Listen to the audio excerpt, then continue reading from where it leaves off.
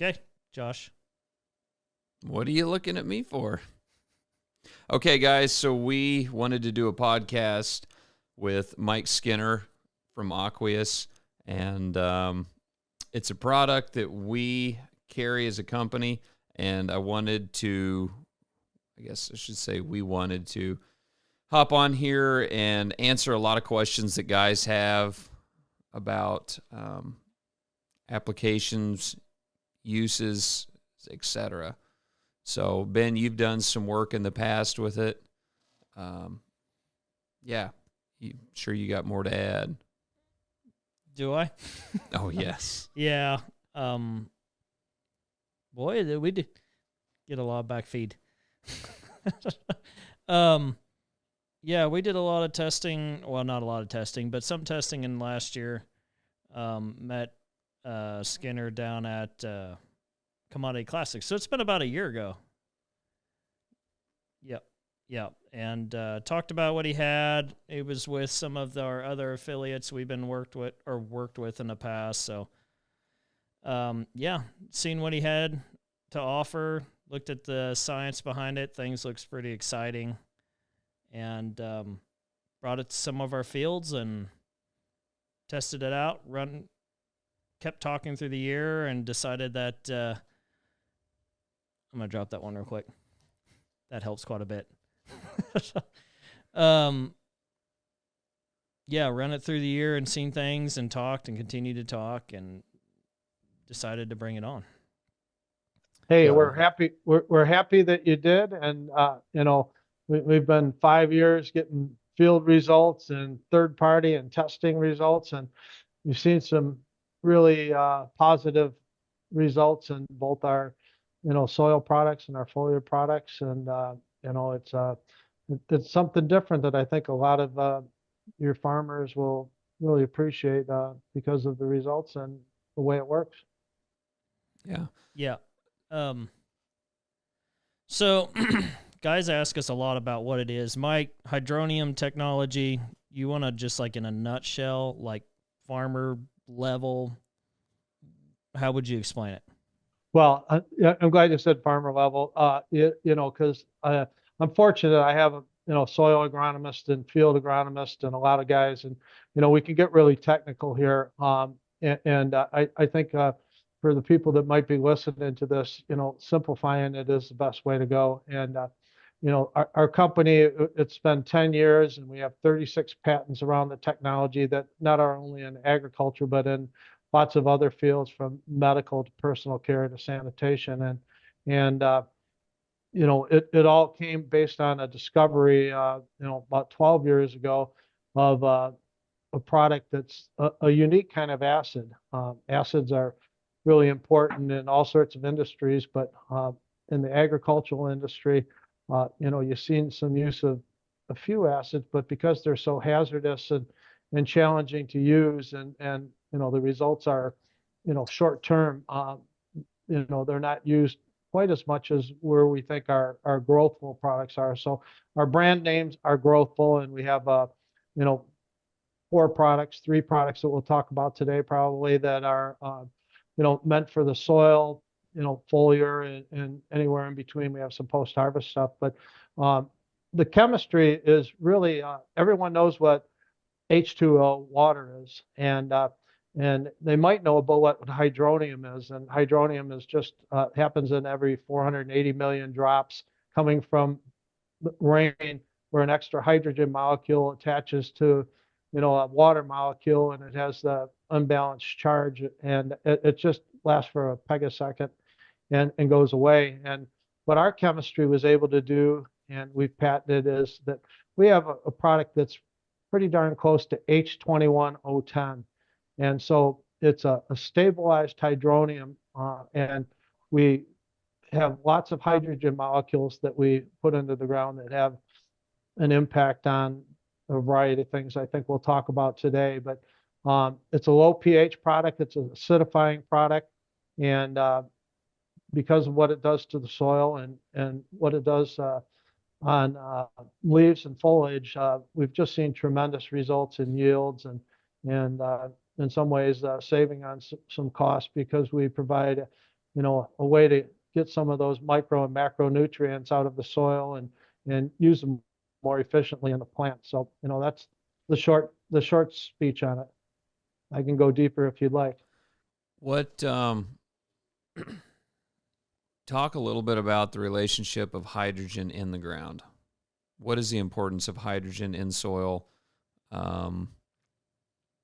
Yeah, I'd say that's the number one thing guys ask. And it's like, okay, I'm unfamiliar with the relationship of hydrogen. How's it work?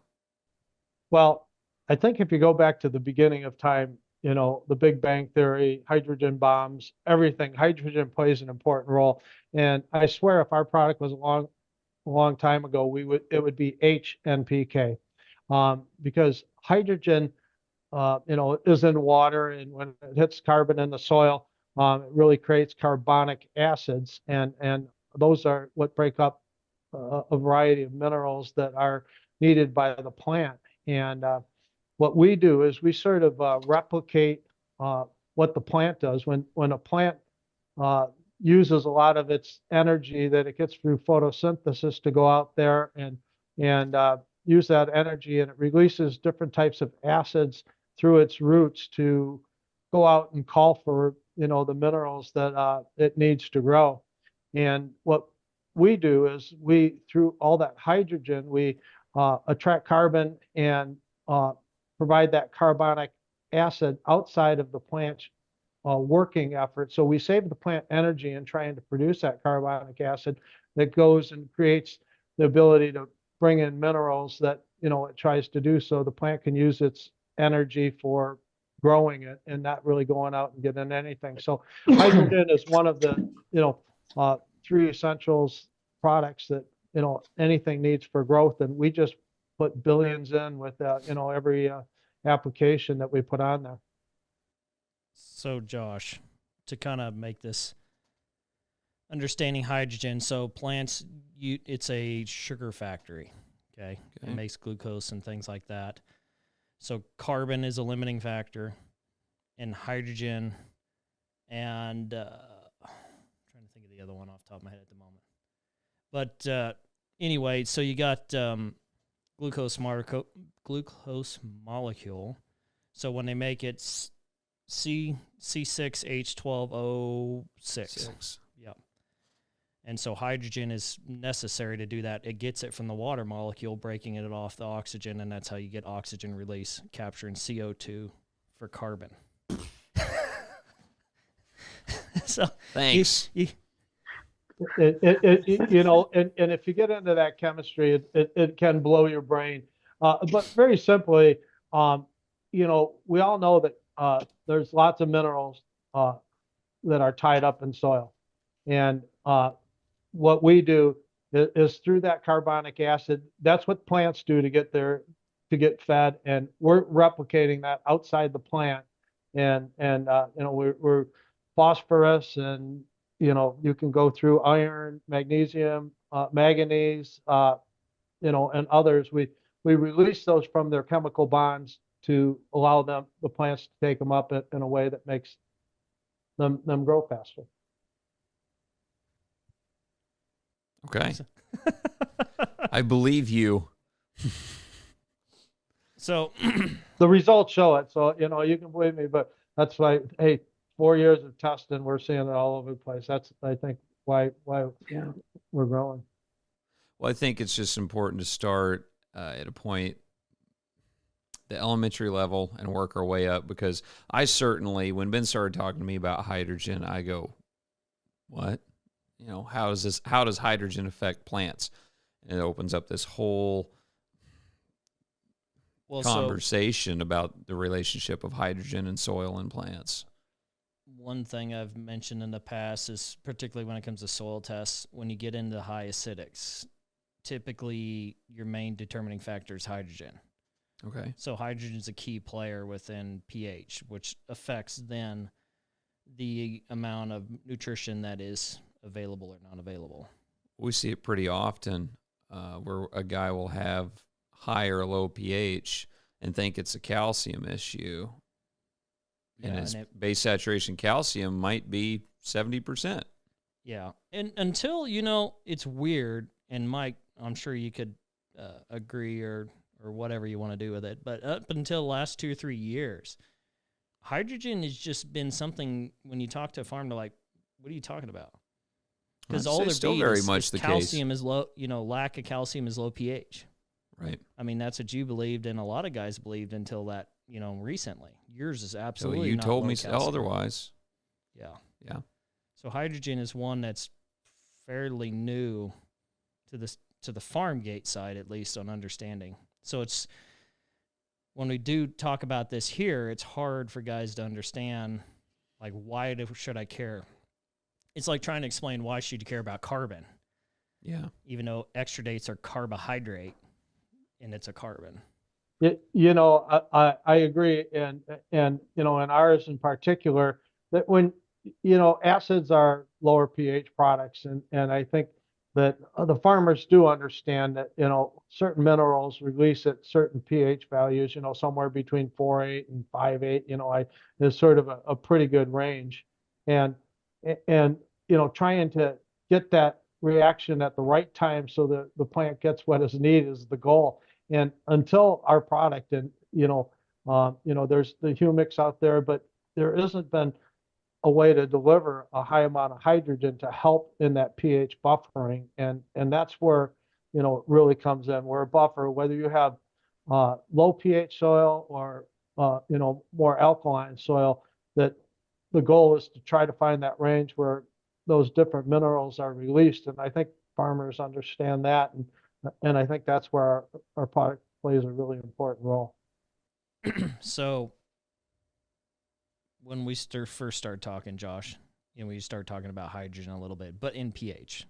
Yeah. And I told you that when you got into high pH ranges, anhydrous worked.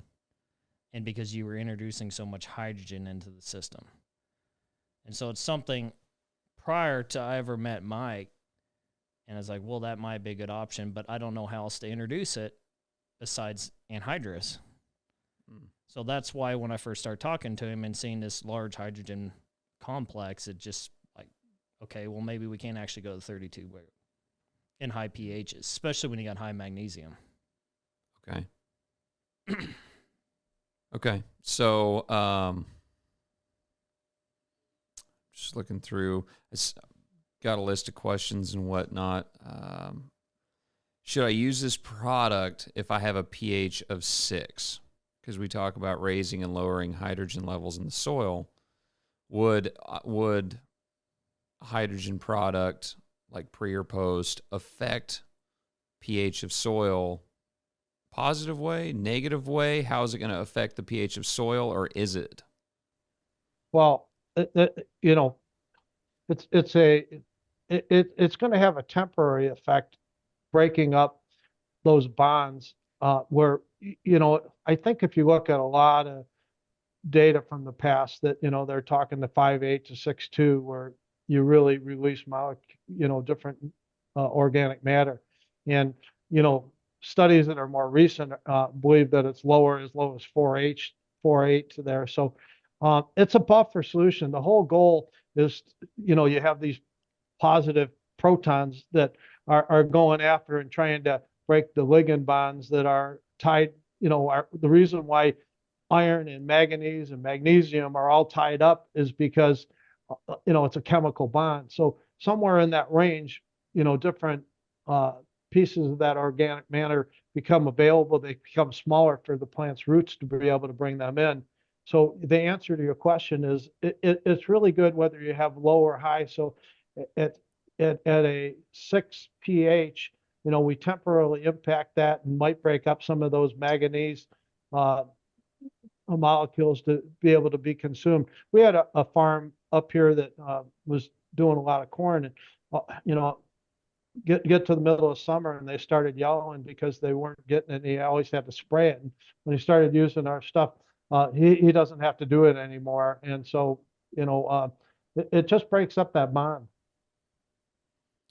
Okay. Talk a little bit, Mike, about, I'd say, the top two, maybe 3 products, the pre, the post, just a little bit about each one. Why the pre, why the post? Okay. So the Growthful, we have, all of them are soil amendments, and the Growthful pre-emerge and max are meant to be pre-emerge products. That's sort of why they're named that way.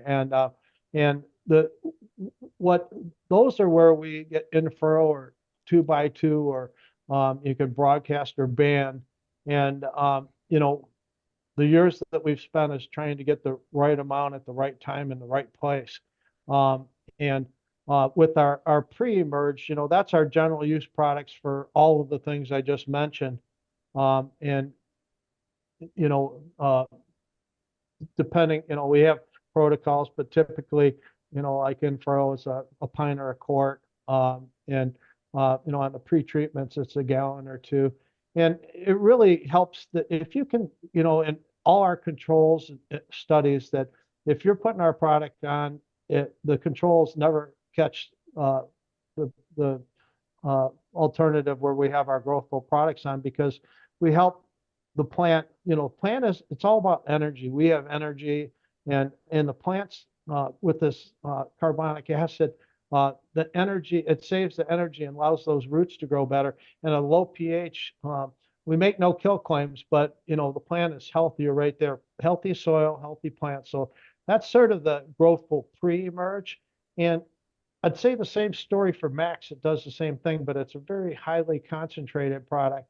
And when you're running into clay soils or soils that are compacted, our product there helps to break them bonds up even quicker. So we had potato farmers out in Arizona that had some really challenges. They couldn't even get their planters through at 1.5 miles an hour, and they treat it with Growthful Max, and 2 weeks later they were cruising along 3, 4, 5 miles an hour, being able to do it. So it breaks up those bonds. When you talk about all these bonds, that's sort of why clay stays together. And if you loosen that up, that allows the roots to grow deeper and wider. And at the same time, when you're putting on fertility products, they're not running off. They're going deeper in the soil where they can be consumed.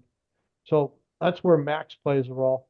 And then the other product that, is getting really, really heavily used now is our post-emerge. And let me say that, like most of the products you see that are foliar are, if it's a fungicide or insecticide or something like that, they're organic, and ours is an inorganic adjuvant. So we play differently, and when you use that, we certainly improve the benefits that you have with some of those products, and it works the same way as the roots that like the roots, the stomates, and the leaf can take in whatever you're putting them on. If you're adding more fertility products, that it allows them to be consumed in a much more effective way. So, it's really, the three general areas. And, everyone, when I get deeper into questions, we've tested this on lots of agricultural, we probably have 20 or so different varieties or species in agriculture, but we also have a trees, shrubs, and ornamentals and grass. So when we're going in the soil, because of that ability to break that up, we help everything go. So it's multi-crop and can be spread across, whatever you're growing. Sure. One of the other questions on higher pH soils, would this product be better in a band or a broadcast application, pH 7.5 or higher?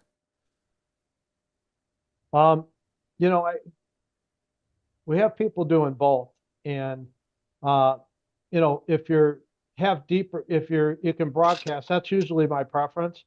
But in banded operations, so if we're doing, like we do some sugar cane and they have wider rows, and we want to get it as close to the cane and development and roots, so we like banded in that environment. But broadcast is probably, the top choice there.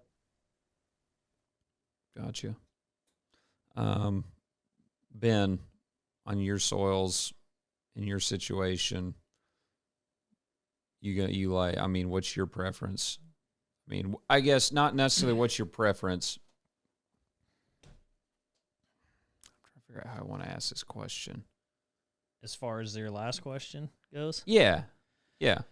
from the farmer side? That you've looked at it from the science side, the application side, the farmer side, Practicality. because obviously this perked your interest. You're like, hey, I've been looking for Right. a hydrogen. When this piqued your interest, you're like, I think I could apply this in this situation and gain benefit. So what we found, so Johnny, Yep.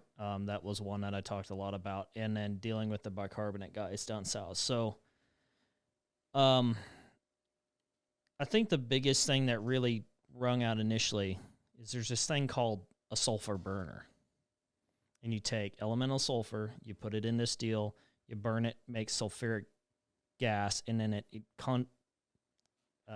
condensates in, and then you're acidifying your irrigation water to break bicarbonate. So bicarbonate levels in irrigation, they say the area which you need to start mitigating is around 200, and we're far higher in spots than that. And so that was the original thing that piqued my interest due to that. You good over there? I cannot read lips. Happy? Okay.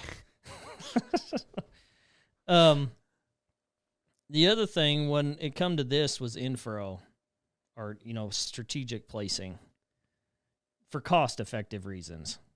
Okay. So this lead into my next question for Mike. When I started talking to Michael about it, and we started talking about carbonics, that's when I really started, okay, this is something I probably want to strategically place in order to get a bigger bang. Just about like anything. I mean, humics, we say that as well. Any of our carbon products are somewhat similar thought process or whatever. So, Mike, I guess question I would have for you on that is, or I guess something to elaborate on, carbonic acid. So, in a nutshell, acid rain. Go ahead. Well, I mean, acid rain is something that we dreaded there a ways back, but it really is, the life cycle. I mentioned our other companies, and part of us breathing is we're breathing, we're creating carbonic acid ourselves. That's how we live. That's how life is about. And if you spend a few minutes, and I'm happy to share lots of presentations that are really deep that could explain this to you guys, but in the simplest of form, that it is that we know that there's tied up 70% phosphorus and lots of micronutrients, and the plant, we're just replicating what the plant does, and we're doing it outside so it doesn't have to use energy. And that's that whole if you go into free protons and how they react, it gets a little deep on the science side, but it really, we're duplicating what the plant does, and that really saves the plant energy. And we've also found, like, we did some pretty significant studies, and we're doing more this year, that if you're we know a lot of these minerals are in the soil, and our goal is to improve the soil.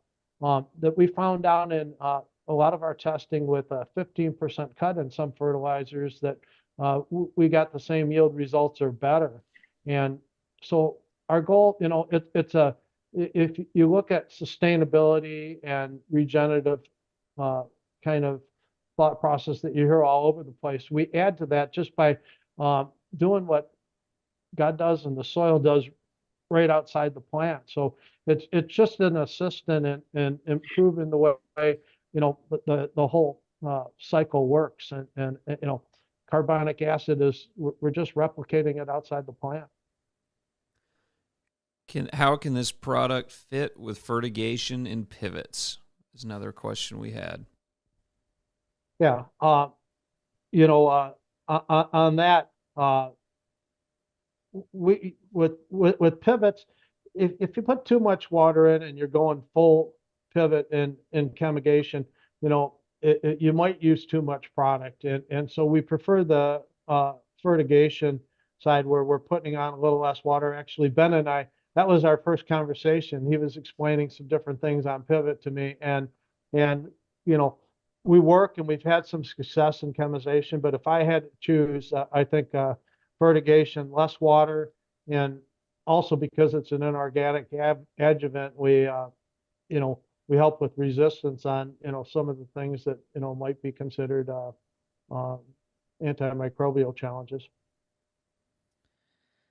So this is the talk me and Johnny were talking about when it comes to fertigation is actually injecting nitrogen and using this to treat the nitrogen side, not treating the water.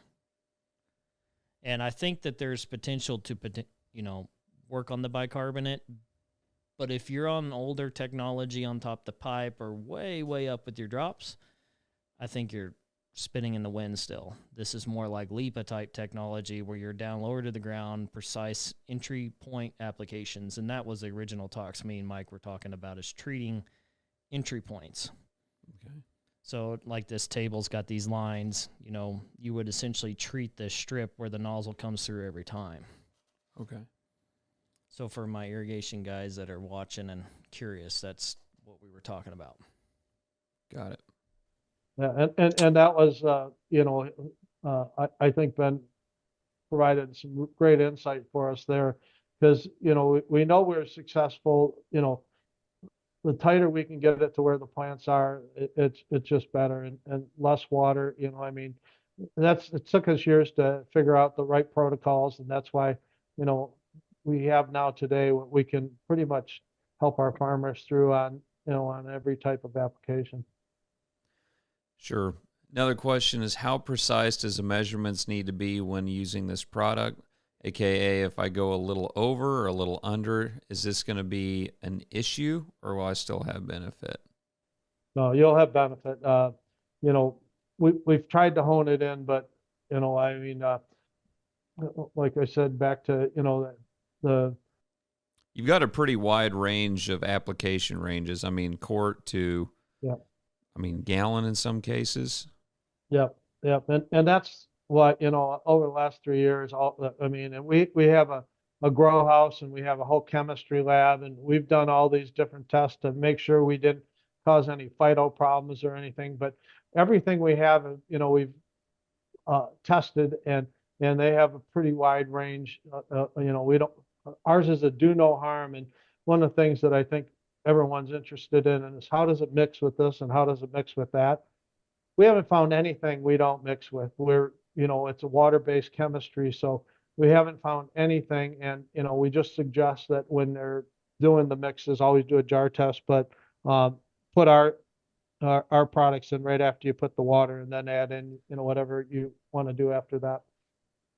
Would it fit better on a post-application herbicide or a post-application fungicide application? You know, it's about a 50-50 call.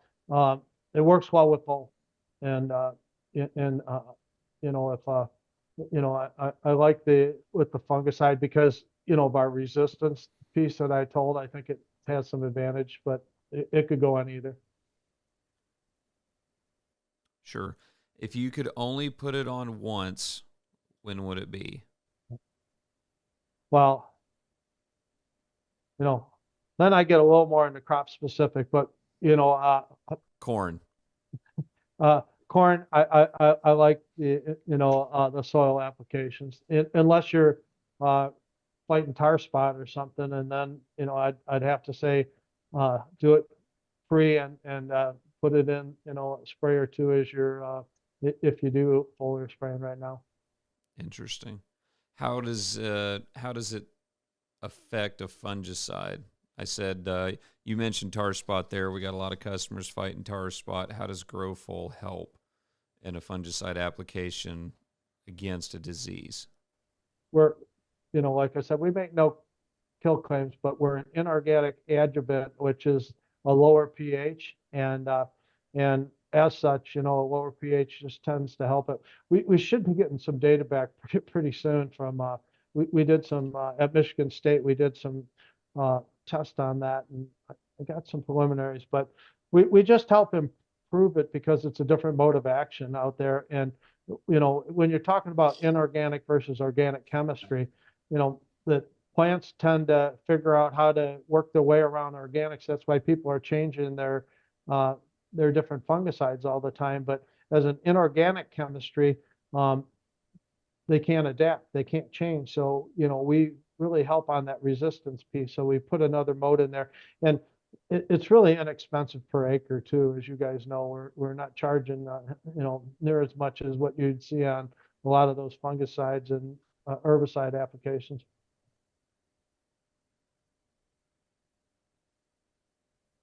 That was got any more questions?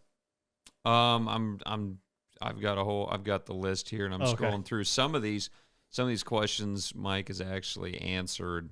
One question was, what micros are we releasing with this product? He already talked about manganese, things of that nature when you're loosening that chemical bond in soil. If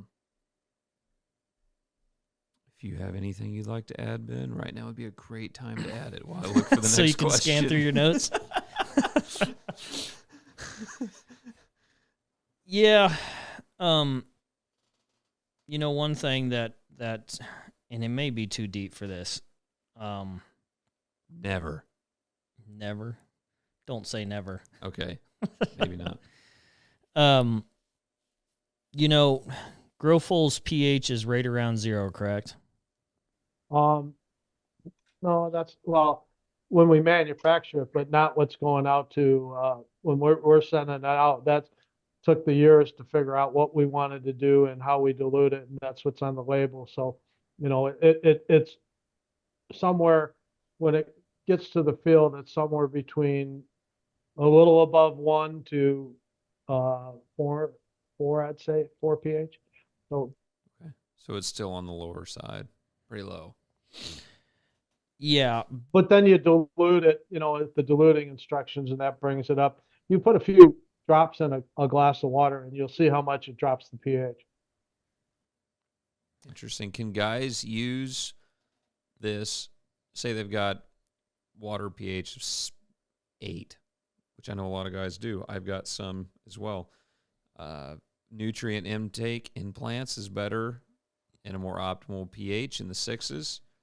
Can this be used to lower pH of spray water? So this was actually something I wanted to trial. So we got guys putting in ROs.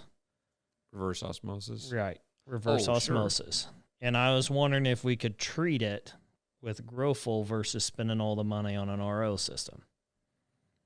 Because we know that we need at least somewhat acidic. Yeah. And the other minerals, bicarbonates, and everything that may be coming in the water are probably playing into it some, but how much would it break up with hydronium in there, or the carbonic? So it would be breaking up those hard molecules in water and lowering pH? That's a good question for Mike. You got any weigh in on that? And if you don't know, that's totally okay, because that is... No, I can get deep into it, man. This is... So we have a lot more going on, and we're only talking about the things we know, but... I'll share that, like what Ben talked about on sulfuric acid pits, and we're working with some pretty good horticulturists in greenhouses, and all of them use sulfuric to break up the bicarbonates in water, and they want to get the sulfuric out. And we are doing some pretty significant testing on getting the right ranges on there. I know we break it up, but I'm going to throw this out there.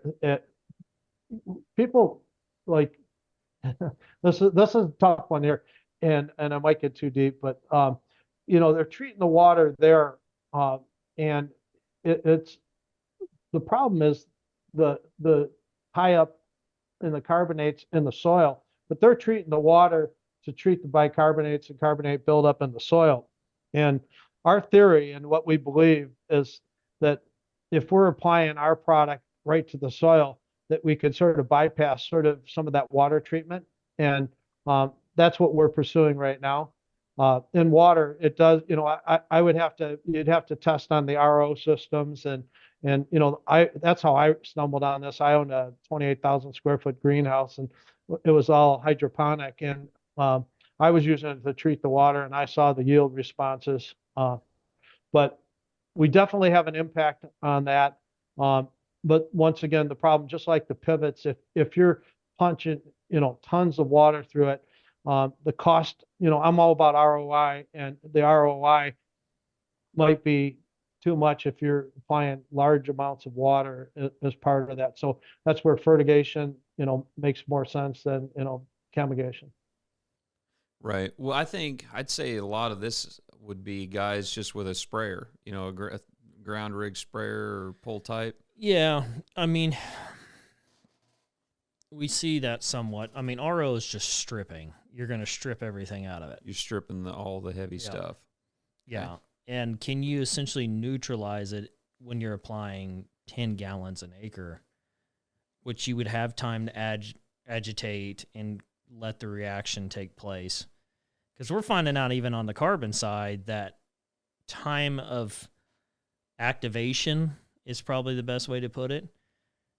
There's essentially a window there. Like, don't blend it and go instantly. You need to essentially let it sit for 5-10 minutes or whatever. Sure. So we found that a lot in carbon being compatible with acidic products, is that window of activation getting through. So that's my thought with this is, can you actually break it and let that happen? My answer is yes. And I think, on the carbonic acid side, sort of, it all ties back to that. So I would say yes. And especially if you're doing the boom, kind of stuff, I just caution that, if you dilute it too much, then you're not going to get the efficacy that you need. Yeah. I'm going to test it. We're going to test it. It's on the list. Well, it's on the list of stuff. But yes, that's one of the things is, lowering pH. Interesting. Good thought. Okay, let's see. Actually, I already asked that question. Ben, if you have any other questions, it'd be a great time to wait. I'm your fallback in. I am. I realize I already asked that question. I think I got through most of the ones that our guys sent back. And they're all good questions. And, I mean, going back to the beginning, that, it is new chemistry, and it works well with those others. And, a lot of our protocols are meant to, we don't want to change and cause more labor for the farmers, and, working it into their existing programs, in a variety of ways. And, we have protocols and best management practices and blah, blah, blah. And, huge amount of data that we can, sort if we're, talking about different crops. I know you guys are corn and beans and maybe some beets. Corn, beans, wheat, but we got a lot of other crops coming in too. I'd say top corn and beans, then wheat, and then I don't know, we keep adding new crops every day. Blueberries is the new one. Yeah. Mm-hmm. Citrus. Norm Tanis is a blueberry farmer, and we've been on blueberries, and we have one of the biggest blueberry growers in Michigan using our product. So, but on all the grasses, the alfalfas and hay, I mean, I could talk about some of our other products that, like when you're looking at moisture and hay, and the challenges of bales and them, that we've got some pretty good results, and we're doing more studies around that. We do have some hay, guys. Go ahead and dive into the hay portion side just a little bit, Mike. I think that's because we do have a lot of cattle guys. Well, so let me just start on anything that's sort of like a grass crop, even sugarcane, anything that's grass. That what all the impacts I talked about on the soil are the same benefits you see on alfalfa or hay or anything that you're growing in that area. And how they're applying it today on those crops, where, like, if they're cutting alfalfa 3 times, we want to get 4 out of them. And after each cut, if it goes on our post emerge afterwards, that we increase the growth of that second growing. And I got a 190,000 acre place down in Florida that had some amazing results on new cane, and Now they're doing it on, second and third cuts. And we just see tremendous results. And then um, before you bale, because we're a low pH product, if they have a little sprayer at the end and when they're baling with a very light coating, we found that we sort of eliminate on the inside of those bales uh, any type of activity. We help keep it, a cleaner mix, and you open them up and you don't have any, problems with that. So that's something where we're really, this year, we're going to do a whole lot more on everything that has to do with grass. We hear a lot of guys, guys spray acid on alfalfa all the time. I do hear as a preserve. Is that the right? I never did spray acid on alfalfa before, but I know it's a huge thing. I see tanks on balers all the time. So is that same concept? It's an acidic product to help as a preservative? Am I on the right track here? 100%. So we have another product we're using called Growthful and Fresh Tech, which after post-harvest that comes on and it's a whole different, I don't want to dig into this, but yes, that we, once a plant gets broken from its roots or something, it doesn't have the ability to create its own defense systems. And we help in doing that. And, propionic acid is what you're referring to. And ours is much safer and I think, cost effective. So you're spot on, Josh. I feel great about myself now. Hey, that's the goal, man.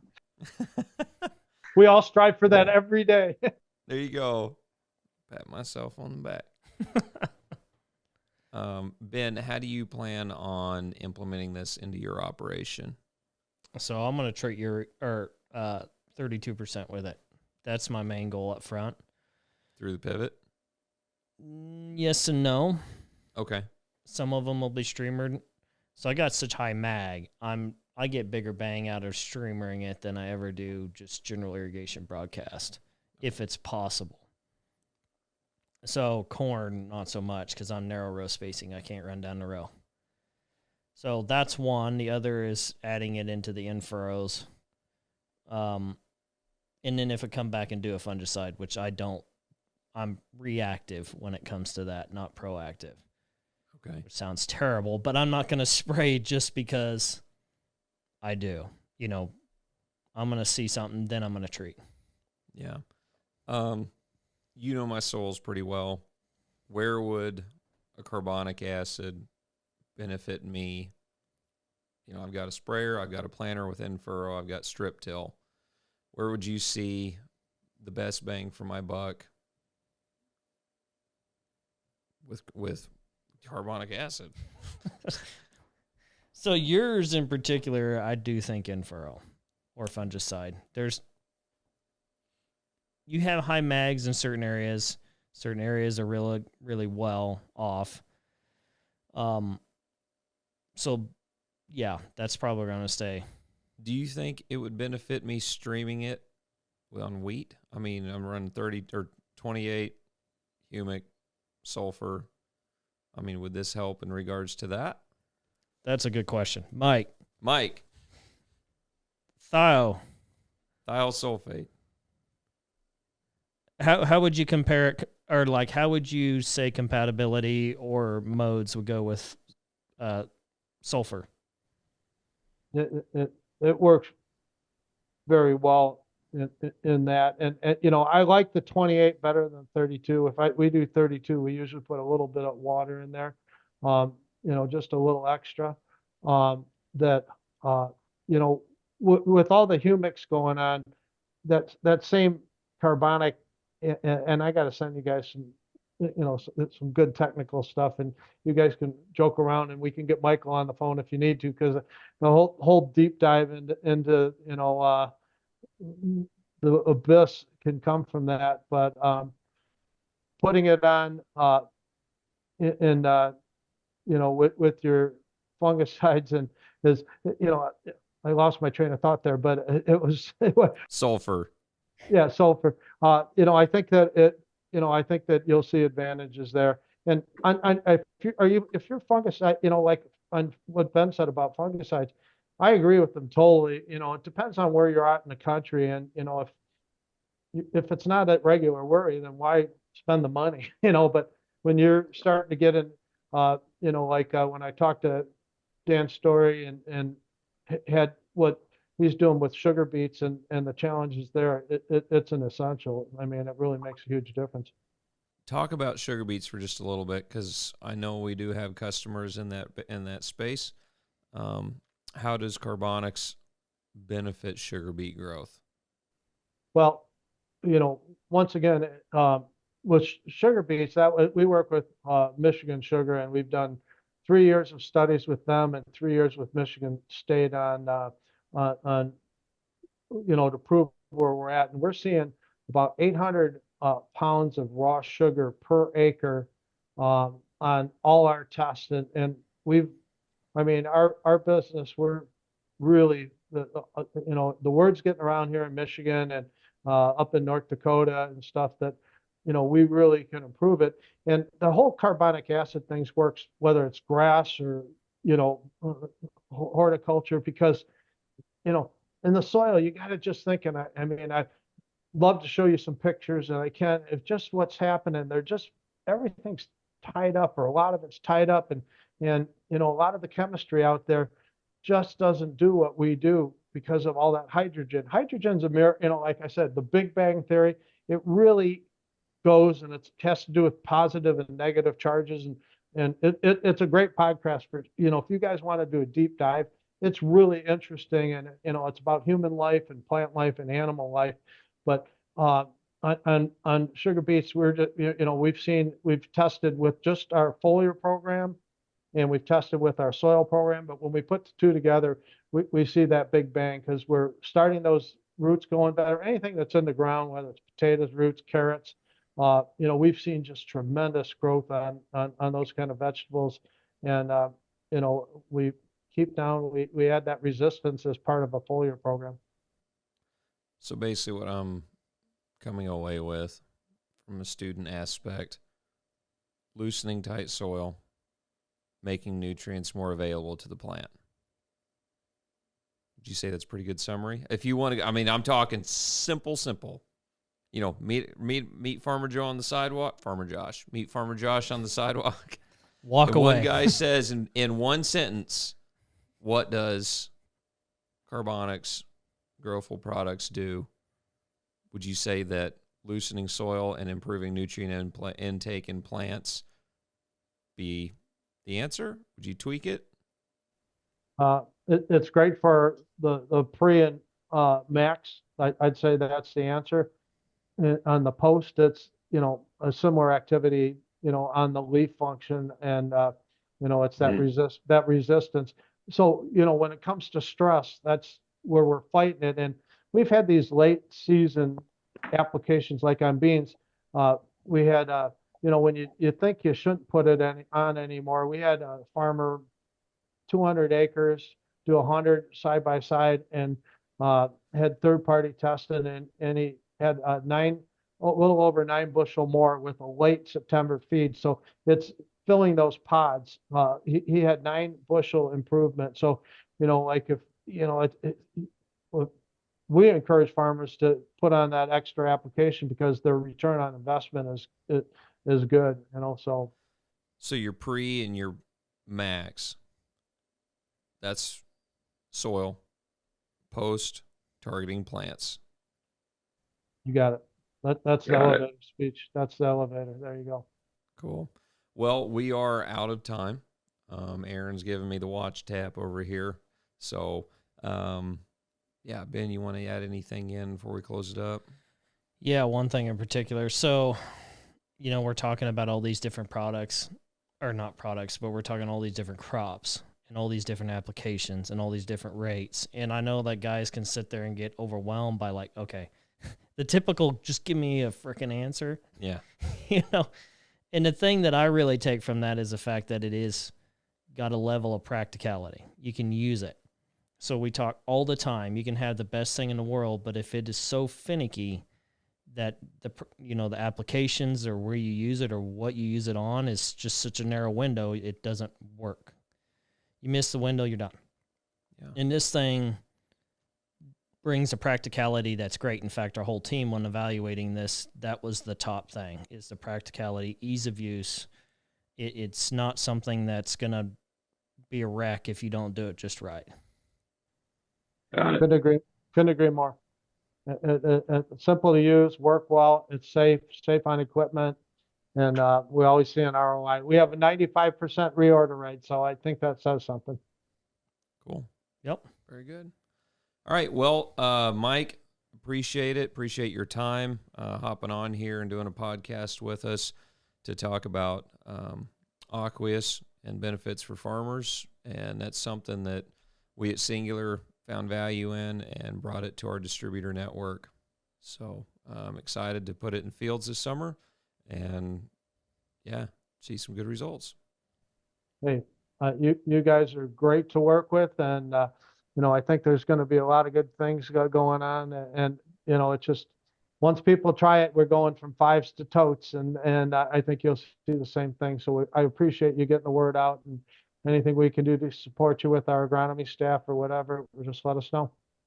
Cool. And if someone wants to learn more about Growthful products and science behind it, good avenue would be where would people go? Well, other than us, I know I shouldn't say other than us, but if someone just wants to hop on and do a quick Google search and do some more reading. We have a whole educational series for your dealers. We have a Dropbox, and we've done 5 educational series that go through at great length acids, the details, everything that we've talked about in overly technical sense, and they're about a half hour each, and they're we have that, and we have a whole Dropbox full of information we'd love to share with whoever wants. Okay, appreciate your time, and we'll catch you later. Do good things. Thanks, guys.